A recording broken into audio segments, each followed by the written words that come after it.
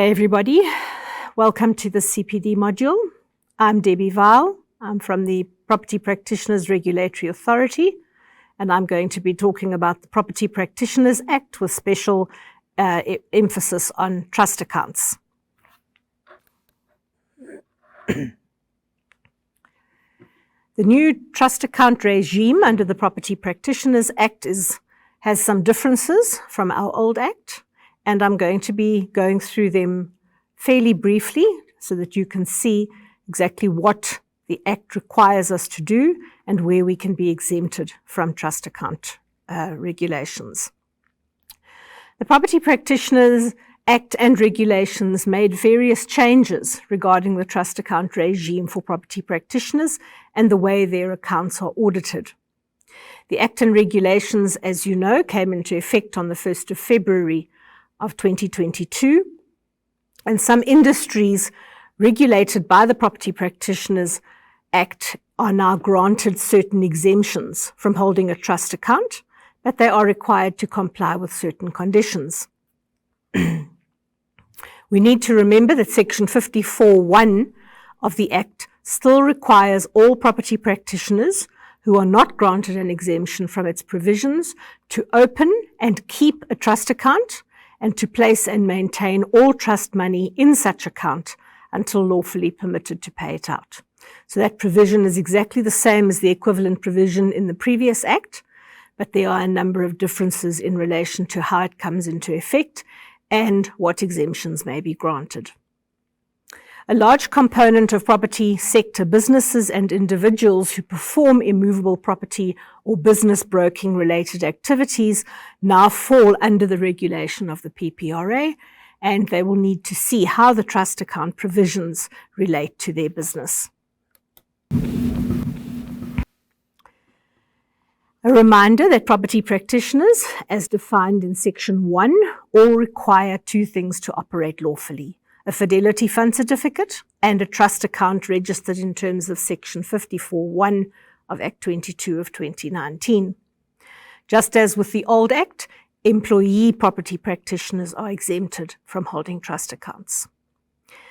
The industries which fall within the definition and who are affected by trust account regulations and are required to comply therewith are specified as follows: the estate agency profession, auctioneers, bond and bridging finance originators, homeowners associations who perform property practitioner activities, managing agents, property facilitators and intermediaries, business brokers, developers, timeshare and fractional ownership practitioners, property advertising platforms, payment processing agents, and attorney employees whose work is primarily property practitioner activities on behalf of their attorney.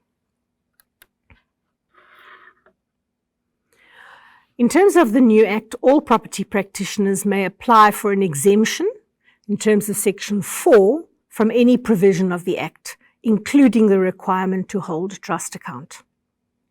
Trust account exemptions are granted in a number of ways, and this depends on the circumstances relating to the property practitioner in question and the basis on which he wishes to apply for an exemption.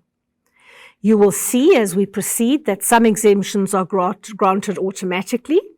Others require only the submission of an affidavit, which confirms certain information, and in some instances requires a confirmatory letter, and others which require a formal application using Form E1, which must be considered by a committee of the authority against certain specified criteria. You will find Form E1 in the regulations to be found under the section on exemptions.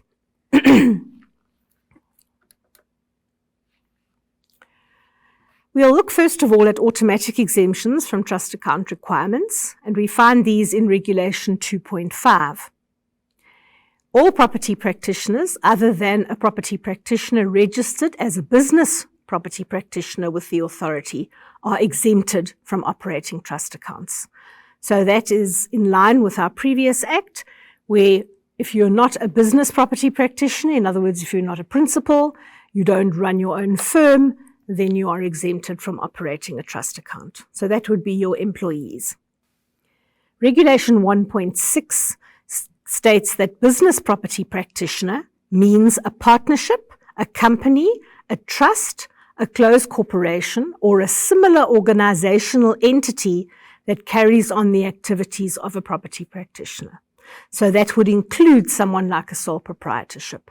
Although they're not a juristic person, they're a natural person, they nevertheless operate as a business property practitioner, and therefore they are required to hold a trust account. We'll look first at exemptions which are granted by way of an affidavit. And we find these in Regulation 2, which deals particularly with exemptions from trust accounts. Property practitioners are exempted from holding a trust account if 1. The property practitioner does not accept or hold trust monies. 2. He has never done so. Or if he has done so previously, he has properly audited, wound up, and closed any trust accounts, and provided that such evidence has been submitted to the PPRA to confirm that. Next, that he currently holds no trust accounts or trust monies and is currently not in possession of any such trust monies. Now, just to clarify, trust monies I think are familiar to most of you, but for those who are not sure, trust money is any money which does not belong to you, that you hold on behalf of somebody else.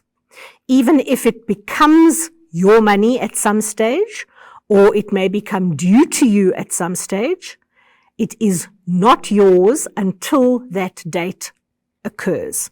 And until that date occurs, it is trust money, it belongs to another person, and must always be held in a trust account which is registered with the PPRA.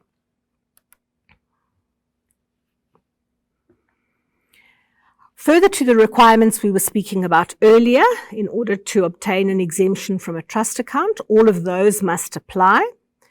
And in the affidavit that is submitted, the property practitioner must undertake that he will not receive any trust funds after the date of his affidavit, confirming all these facts, without having first opened a trust account and having provided the authority at least 60 days in advance of receiving any funds in trust with full details of that trust account, including the financial institution at which that trust account is held and the trust account number.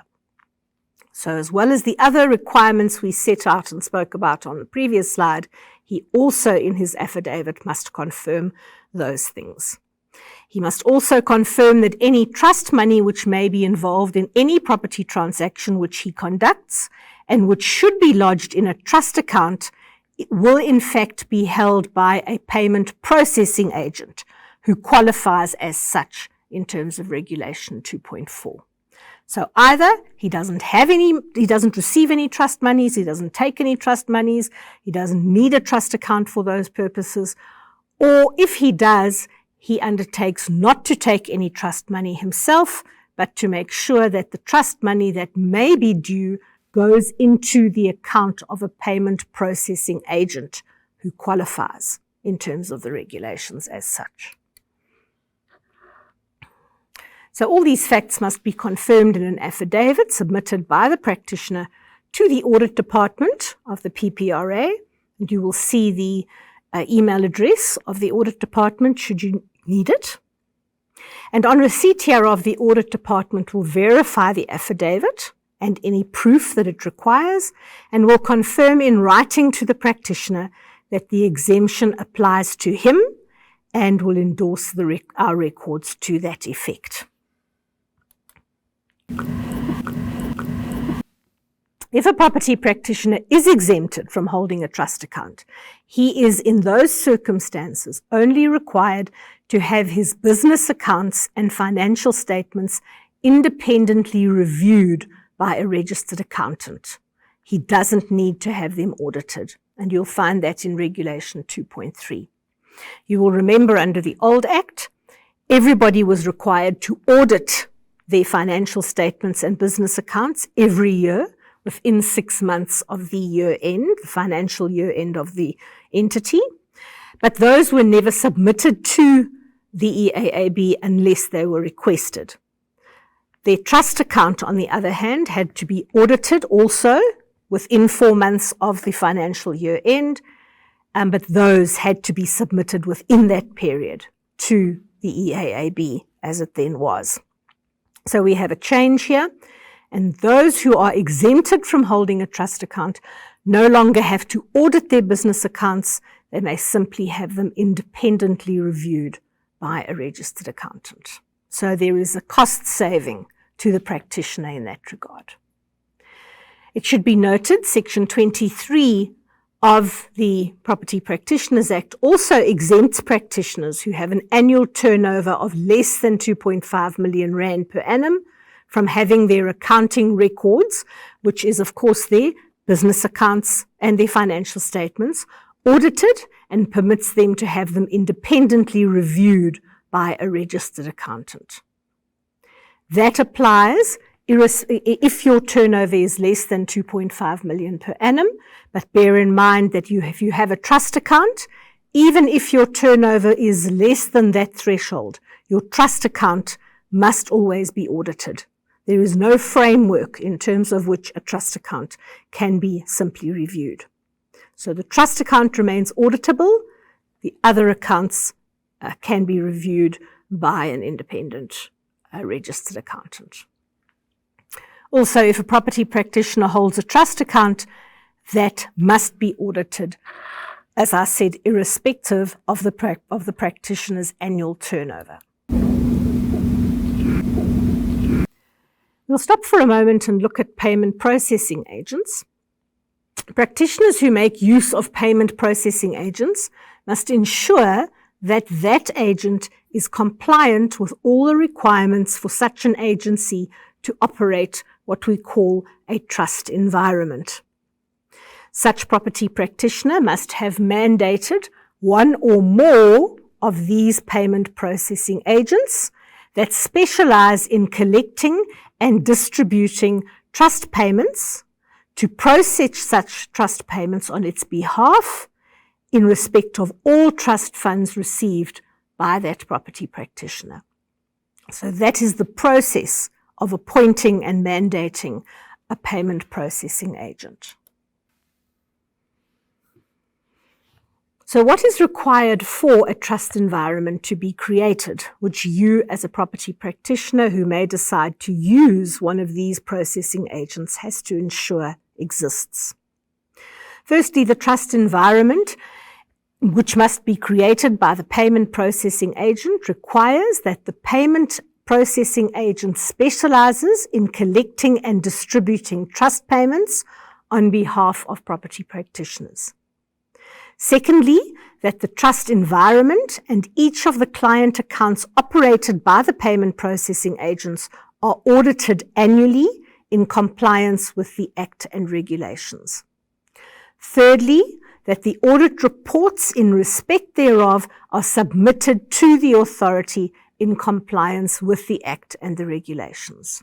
So you will see that the payment processing agents are required to ensure that when they do the audit for each of those property practitioner accounts, that they submit them to the authority in compliance with the Act and regulations.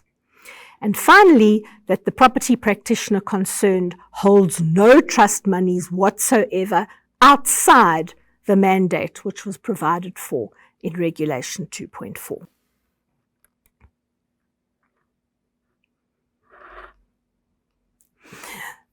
Another point that we need to look at is trust accounts and managing agents. Regulation 2.6 is relevant here, and that provides that a managing agent shall not be required to operate a trust account in respect of a body corporate, where the funds of that body corporate are held in a bank account opened in the name of the body corporate concerned in terms of Section 21(4)(a) of the Sectional Title Schemes Management Act. So basically, a managing agent is required to have a trust account unless he operates for a body corporate, and the funds of the body corporate are held in the body corporate's own bank account and not in the agent's bank account.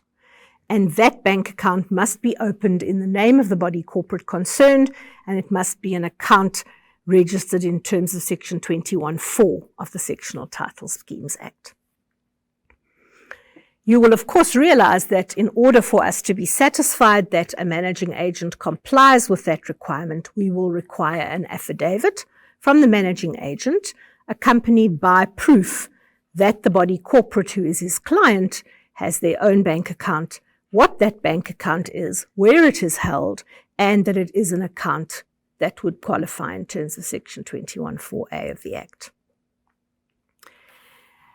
As far as the regulation on specification of services is concerned under the old Act, you will remember that a managing agent was anybody that provided services whereby they collect or receive money on behalf of a sectional title or share block scheme. And in that instance, such a managing agent constituted an estate agent, and so fell under our Act. Now that has changed, and the regulation is clear that all managing agents, irrespective of what property they manage, fall under the new Act. We can look at some of the provisions of the trust account that refer specifically to managing agents under the new regime, and you will see that the new Act and regulations includes in the definition of a property practitioner anyone who manages property on behalf of another. And property is defined also in the definitions in the Act as immovable property and any interest, right, or duty associated with it as contemplated in Section 2. And you will see that Section 2 of the Act details what the purpose and the ambit of the Act is. Section 2 is set out there for you, that the Act applies to the marketing, promotion, managing, sale, letting, financing, and purchase of immovable property, and to any rights, obligations, interests, duties, or powers associated with or relevant to such property. So it's an extremely wide definition of property. And you will see that those who manage any form of that definition will qualify as a managing agent in terms of the new Act.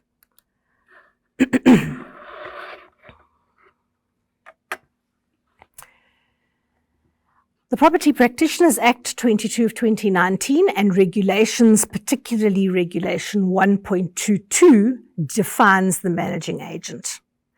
And it says that the managing agent means 1.22.1, any person who manages property as referred to in subparagraph A1 of the definition of property practitioner in the Act, and any person who carries out any activity referred to in subparagraph C of the definition of property practitioner in the Act. And it also specifies that certain aspects are included particularly. And it states that a managing agent, in terms of Rule 28 of Annexure 1 of the Sectional Title Schemes Management Regulations, published in the Government Gazette, is included, and also a scheme executive under the Regulations on Community Schemes Ombud Services, published in the Gazette of the 7th of October 2016, is also a person who qualifies as a managing agent for purposes of the new Act. The trust account exemption is limited to managing agents who manage the property of a body corporate as set out in Regulation 2.6. So please note that not all managing agents would be exempted from holding a trust account. They may still apply in terms of Section 4 of the Act, but they would not be able to rely on the semi-automatic exemption that they would get by simply submitting an affidavit that is compliant. So managing agents who wish to rely on that type of exemption can submit an affidavit to the Audit Department as set out there, confirming that they do not receive trust money belonging to the body corporate and attaching proof that the body corporate's funds are held in the bank account of the body corporate opened in terms of that relevant section. The new legislation assists property practitioners to operate without the costs associated with auditing and operating a trust account, where this can be done without placing trust money in jeopardy. You should remember, ladies and gentlemen, that the protection of the consumer is part of the mandate which is given to the property practitioner's regulatory authority. The protection of the consumer also includes making sure that agents or property practitioners who deal with trust money do so in a responsible and honest manner, and that any money which belongs to clients of property practitioners is properly safeguarded.